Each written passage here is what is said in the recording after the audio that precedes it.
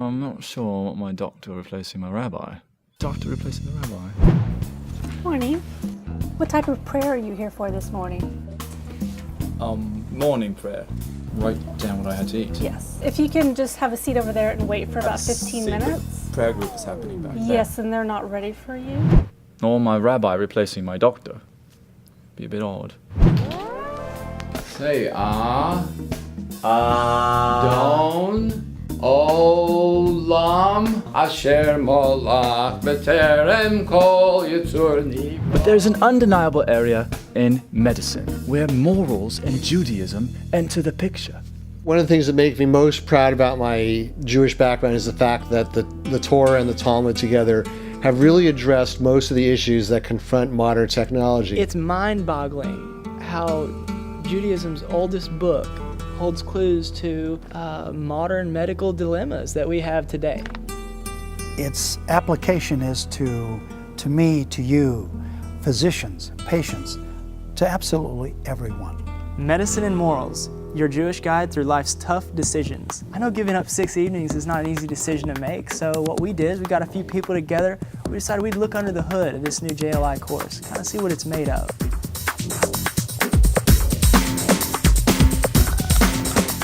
There is a rabbi in England, Rabbi Pink, who has a personal passion for the subject of medical ethics. And he started giving lectures on the subject to groups of doctors. Many locals who weren't doctors actually wanted in on these very relevant yet unknown issues. Rabbi Pink took all his experience and his tremendous knowledge of all factors of Judaism and created a lecture that is not only for doctors, but for everybody. A JLI affiliate from Kansas, Rabbi Weinberg, he actually happened to be at the lecture and was blown away. He contacted Dr. Silverstein, who's in charge of the JLI curriculum development. She worked with the author and many other educators to develop a rich, interactive curriculum for all JLI affiliates. They divided the course into 6 sessions where they could really dig in and focus on many essential topics.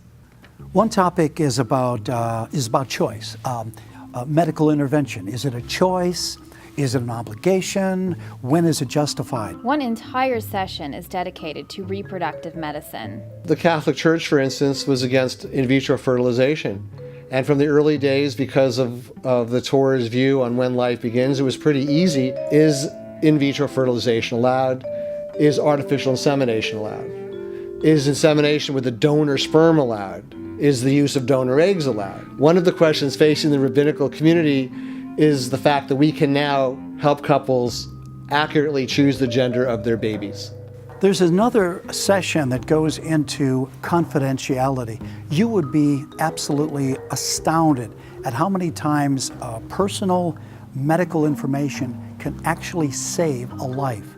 People want to know, Rabbi, I have this incurable disease. Should I tell the one I'm dating about it? What are the deciding factors for parents, for physicians? The session goes right into that. In all of the pilot sessions of this course, there were many questions about Judaism's view on mental illness. So there is an entire session dedicated to this very delicate subject. How do we balance the notion of protecting the interests of someone who cannot act as an advocate on their own behalf and allowing them inclusion into mainstream life to as much of a degree as possible? There is a session that deals with organ donation. And am I allowed to donate an organ? Am I obligated to save a life?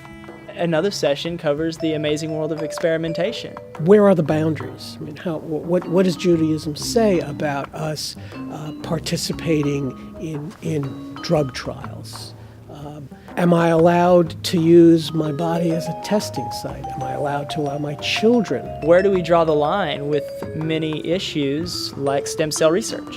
These are medical issues that each and every one of us are dealing with all around the world on a constant basis. I think this course will be very worthwhile for people because from conception to death, people will have to make medical decisions throughout their life, and this course will help make these difficult decisions. These things are important. They're important to us. They're going to be very important to our children, to our little ones, our grandchildren. The exciting thing about the JLI course is that it will give people the framework by which they can understand how rabbis make these decisions. No one course can give a person a Jewish answer for their particular need, but at least people will know what the issues are that rabbis contend with when helping them make their decisions. I've studied this course. I can't wait to teach it. I'm like a bull in a bullpen. I'm like a boxer ready to go out and box. I can't wait to stand up and bring this to all of my students. What better way for them to come for 6 weeks? I know that sounds like a lot. 6 weeks of vitamins to the brain, exhilarating topics, stuff that will change your entire world and your outlook on Judaism. Medicine and Morals is probably the most comprehensive collaboration between the medical and rabbinical communities. And you don't have to travel to England to see it. It's right here at Chabad of Novi. People come to a course, they're not just looking for a new idea.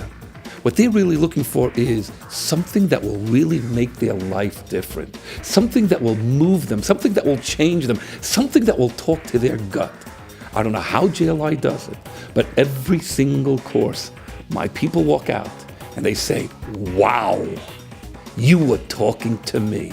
You know, I don't think anybody's going to want to miss this. It's an amazing course. This course is a must. You can't TiVo these 6 lessons. You have to be there.